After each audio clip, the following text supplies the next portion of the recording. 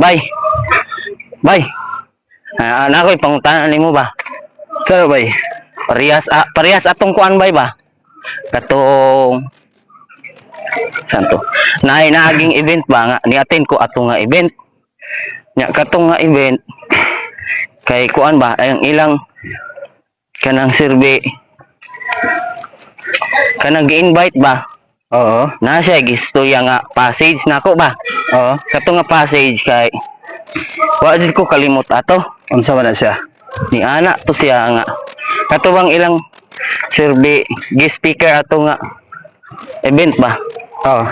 Ni ana siya nga kuan kamo pwede ra ko mo manari pero simbadaan kay arong panalanginan Mao ba? so it means pwede ra na bay ikaw kuno Sa ato bang kinabuhi nga Kristohanon dinhi sa kalibutan, wala gid gatudlo si Kristo nga ato nang buhaton nga manugalta magbuhata sa mga kalibutanon nga buhat nini nga kalibutan.